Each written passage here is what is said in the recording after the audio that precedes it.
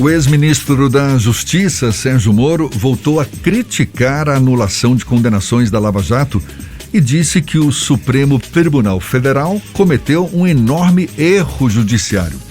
Durante viagem ao Nordeste, Moro defendeu a criação de uma corte específica para julgar casos de corrupção no Brasil, com juízes específicos para atuar nesse tipo de caso. Em paralelo, Moro reafirmou a defesa do fim do foro especial para políticos. O ex-juiz, ex-ministro da Justiça e pré-candidato do Podemos ao Palácio do Planalto, Sérgio Moro, é nosso convidado aqui no Isso é Bahia. Com ele que a gente conversa agora. Seja bem-vindo, muito obrigado por aceitar nosso convite. Bom dia, senhor Sérgio. Bom dia, Jefferson. Bom dia, Fernando. Quero aqui mandar um abraço para todos os baianos que estão nos ouvindo aqui no Isso é Bahia. Um grande prazer estar aqui. Eu tenho frequentemente falado nos estados do Nordeste. Acho que é importante a gente se comunicar e esclarecer bastante vários desses pontos do nosso projeto. Muito obrigado. O senhor está em pré-campanha ao Palácio do Planalto, desde quando se filiou ao Podemos, vem aí se empenhando em construir uma terceira via para as eleições de 2022.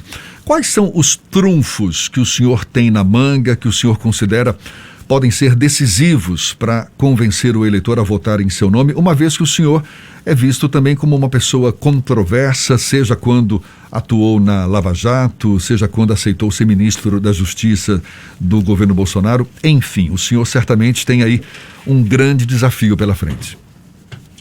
Jefferson, eu na verdade dei uma paradinha, né? Eu estava em pré-campanha, mas acabei testando positivo para Covid. Isso foi na sexta-feira. Tá vendo essa escalada, né? Eu estava até ouvindo aqui a rádio antes de entrar aqui no ar sobre esse aumento de casos também aí na Bahia. Então, eu acabei dando uma parada, como é próprio, né? Tem que se isolar. Então, estou passando alguns dias, vou ter que passar alguns dias em casa seguindo os protocolos sanitários. Eu até tinha tomado 3 doses da vacina. Acho que a vacina é muito importante para proteger as pessoas. E se ela não impede de todo pegar, né, a doença, ela certamente minora muito os impactos na saúde. Eu até sentindo sintomas leves, mas imagino que seriam muito piores sem a vacina. Então, estou dando uma paradinha. Agora, quanto à sua questão, veja, Jefferson, nós temos que romper essa polarização que acaba dividindo o Brasil, tá? Essa ideia de que a gente tem nós contra eles, que nós temos inimigos, essa tentativa de, ao invés de você escapar, ao invés de você discutir projeto, ao invés de você discutir propostas, as pessoas querem o quê? Solução para emprego, solução para a renda delas, para a saúde, para a pública e para a educação. O país mergulha nessa briga entre 2 polos extremos. Então, primeiro ponto, romper a polarização e começar a falar a verdade. Isso é essencialmente importante. Ponto fundamental, a gente precisa retomar o crescimento econômico. O país não cresce bem há muito tempo e nós acabamos, vamos dizer assim, após algum período de crescimento pequeno, entramos em recessão ou em estagnação, como foi no governo do PT e agora no governo do presidente Bolsonaro. Ou seja, a gente tem que escapar desse ciclo, porque se a gente não voltar a crescer de maneira contínua, a gente não tem emprego, a gente não tem progresso. Um ponto importante, e isso acho que talvez seja a questão fundamental, o crescimento ele está associado não só a você tomar boas decisões lá no governo, mas aquilo que a gente chama do fortalecimento das nossas instituições. Se a gente não tiver instituições de qualidade, a gente não cresce. Vou te colocar aqui um exemplo. Por que a Inglaterra é um país que prospera, que cresce, que tem emprego, e um país como a Somália, né, na África, lá no centro da África, ela não cresce? Porque tem um ministro da Economia que é o mais esperto lá na Inglaterra do que na Somália? Não, porque as instituições da Inglaterra são sólidas, enquanto que da Somália são muito frágeis. Então, quando alguém vai investir, por exemplo, um desses países, o que a pessoa pensa? Vai investir num país que tem instituições sólidas, que gera retorno, que gera crescimento. E a nossa proposta é crescimento, sim, inclusivo, tá? Para melhorar a vida das pessoas. Agora a gente precisa, não pode deixar de lado porque isso faz parte do caminho, a gente precisa fortalecer as nossas instituições. E eu tenho credibilidade pelo meu passado em relação a isso, pelo combate à corrupção, por exemplo. O senhor já declarou a intenção de propor uma série de mudanças no judiciário, o que foi encarado por juízes como uma espécie de reforma, inclusive sendo criticado por magistrados, para quem uma reforma deveria partir do judiciário e não do executivo. Como é que o senhor avalia essa questão? Nós estamos construindo um programa, tá? Eu indiquei o Afonso Celso Pastore, que é um dos maiores economistas do Brasil, para coordenar esse programa. Estamos chamando para esse programa vários especialistas, tá? Nas mais diversas áreas. Então nós temos falado lá sobre educação na primeira infância, erradicação da pobreza, infraestrutura. E entre os temas está lá a reforma da justiça, para tornar a nossa justiça mais ágil, nossa justiça mais robusta. Então os programas estão em construção. E claro, qualquer pré-campanha presidencial e depois campanha presidencial vai envolver uma discussão desse programa com a sociedade, com o setor privado, com as associações. Então as críticas aqui acho que foram um pouco prematuras, porque a gente nem tem ainda o programa, a gente não apresentou ainda a proposta, mas a gente tem uma constatação: não há crescimento com corrupção. A corrupção acaba tirando dinheiro da saúde, educação, mas também afeta a qualidade do nosso crescimento econômico. Então a gente precisa retomar o combate à corrupção, que foi abandonado durante esse governo. E durante o governo anterior do PT, a gente sabe o que aconteceu. Então não tem como a gente crescer dentro daquele modelo.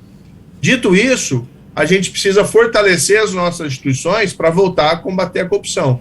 Daí surgiu essa proposta, é uma das ideias, ainda em construção, é baseada em modelos internacionais, uma Corte Nacional Anticorrupção. Não é para criar uma estrutura nova, gastando dinheiro, com um novo servidor, com um novo juiz.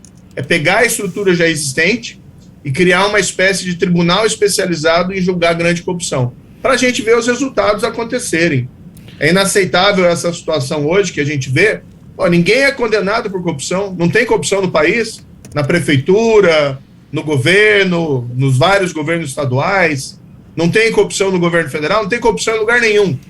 Ou seja, hoje parece que nós temos uma venda na polícia, no Ministério Público e no Judiciário, que nada acontece. As instituições precisam voltar a funcionar e faz parte da nossa proposta.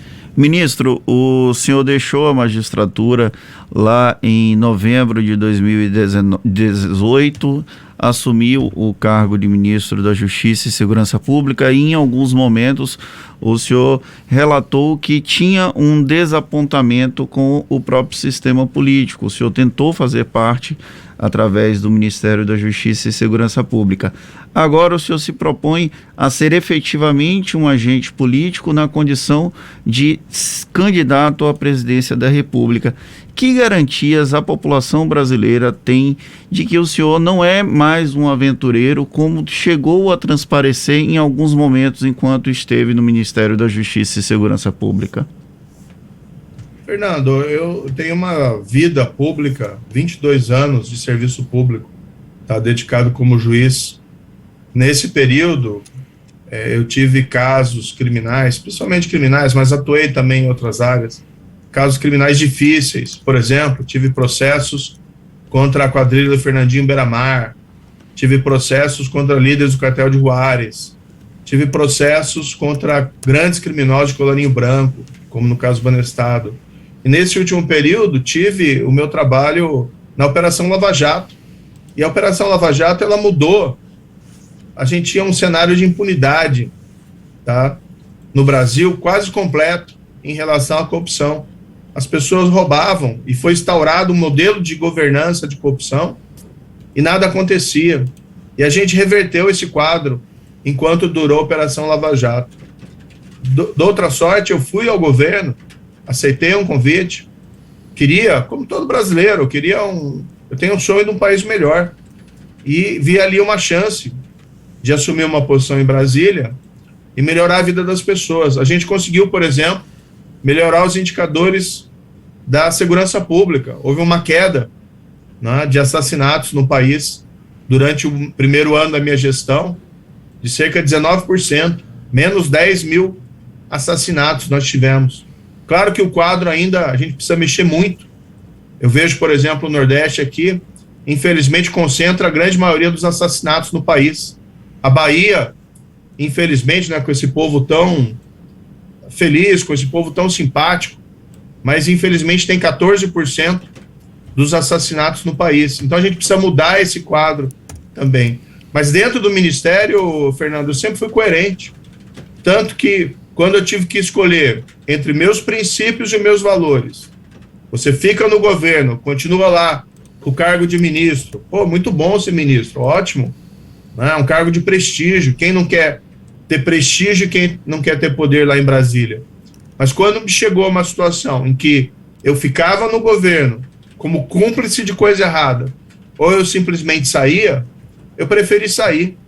Eu acho que isso demonstra integridade, credibilidade, e as pessoas sabem disso, as pessoas reconhecem isso. Hoje você tem uma demanda muito grande, Fernando, por essa alternativa a esses dois extremos. As pessoas estão cansadas de ficar brigando e não chegar a lugar nenhum. Eu acho que o histórico que eu construí, e a gente está levando agora para a política, tá? É exatamente para apresentar aos brasileiros, nós temos um projeto e nós temos a história e a credibilidade para construir esse projeto. O senhor se filiou ao Podemos, um partido político como todos os outros partidos políticos do Brasil, com uma diversidade de filiados e que também possui figuras que não necessariamente têm a mesma conduta que o senhor se propõe a ter. Há algum tipo de risco do senhor se desfiliar do Podemos até o período do processo eleitoral, ou até mesmo de não ser candidato à presidência da República e ser candidato ao Senado em 2022? Não. Tá, existe muito boato. Tem muita gente com medo, né, da pré-candidatura, porque, na verdade, o que as pessoas querem vender? Né? Muita gente quer vender que o jogo é entre os extremos, entre o candidato do PT e o candidato do PL, ou seja, Lula do PT e Bolsonaro do PL, e que o jogo já está marcado. É isso que a gente vai ter que decidir lá em outubro. Isso é mentira. Né? Nós estamos aí há 10, 9 meses da eleição, tem muito tempo, e eu sempre acreditei que as pessoas dialogam racionalmente, vão ouvir e vão comparar não só as propostas, mas o histórico.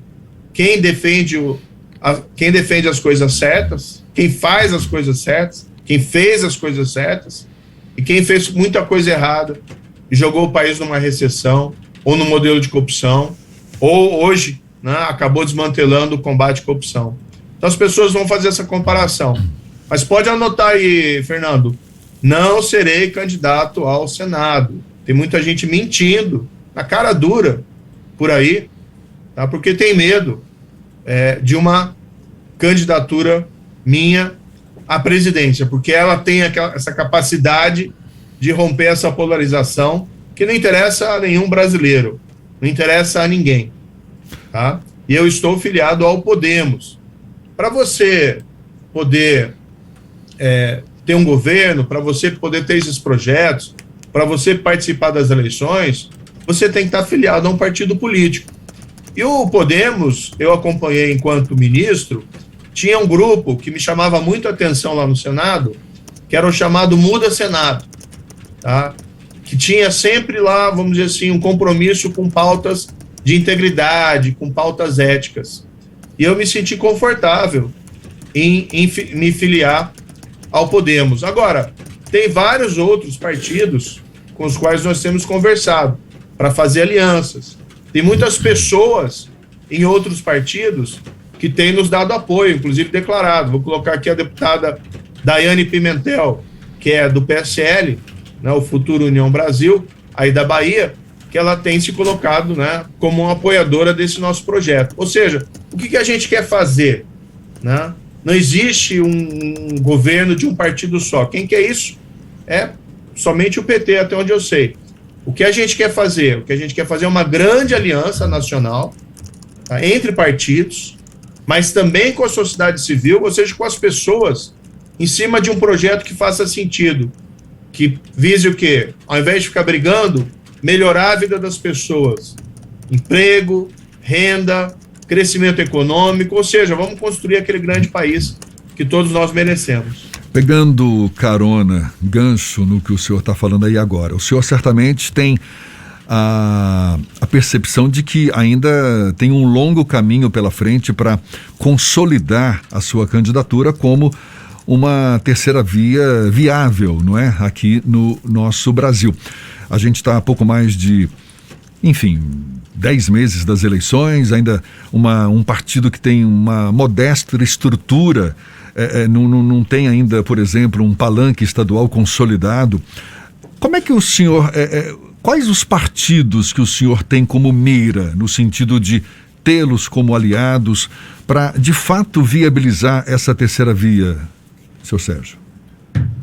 Olha, o que funcionou no passado foi, se a gente lembrar um pouquinho, a época lá do Plano Real, tá?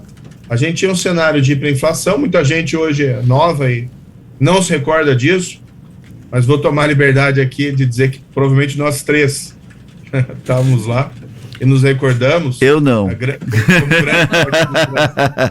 Eu não, meu ministro. Sou um pouquinho mais jovem que isso. Mas eu estava, assim, eu lembro. Por favor, continue. Bem, eu estava lá, né? Tinha...